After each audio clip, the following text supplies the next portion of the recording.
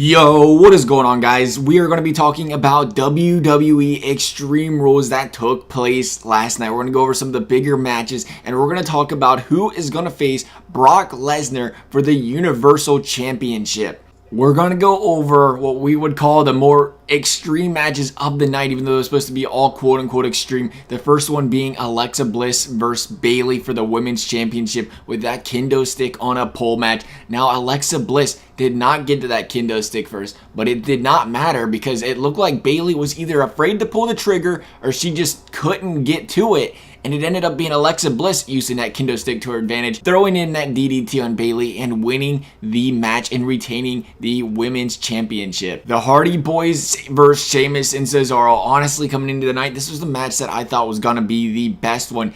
Did it disappoint me? A little bit, I'd have to say. I thought this match was going to end for a second there without somebody jumping off the top of the cage, but Jeff Hardy had to escape the cage early. He didn't have to escape it. I should say he escaped the cage early, thinking that his brother Matt was going to escape at the same time with him, so he ended up coming back into the match, doing a whisper in the wind off the top of the cage onto both Sheamus and Cesaro, as predicted actually. But it may have been too little too late, as the tag team on Matt Hardy was taking place there for a while, and Sheamus and Cesaro ended up escaping the cage before Matt and Jeff Hardy could escape from the door. It had one of those endings where you're just thinking, oh my goodness, are they going to have these guys come out in a tie? Because let me tell you what, that's going to be a very disappointing end to a steel cage match.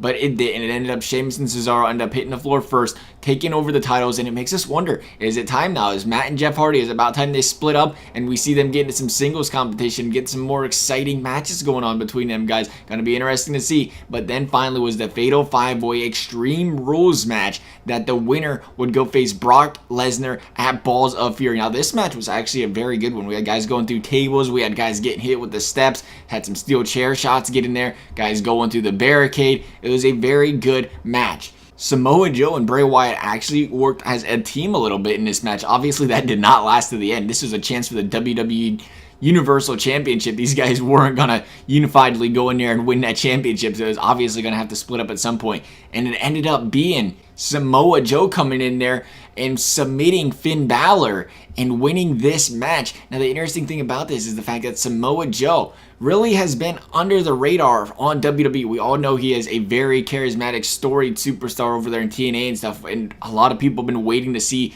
him get some spotlight in WWE, and it finally did happen here tonight. He's going to get a championship match against Brock Lesnar at Great Balls of Fury. Now, I want to talk about this. I'm kind of curious to see how this works out for Samoa Joe, for the pure fact that this is Great Balls of Fury. We're not at SummerSlam yet. It makes you think that why would Brock Lesnar lose the title before SummerSlam? That seems like a better time for him to lose it so he can get that one last pay-per-view in before he goes to WrestleMania once again next year if he's still with the company.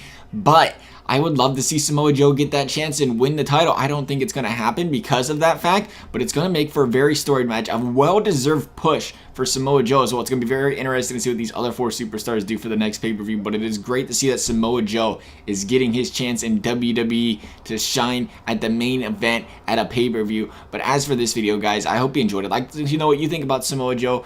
Let me know what you think. Like I said, thanks for watching. We'll see you next time.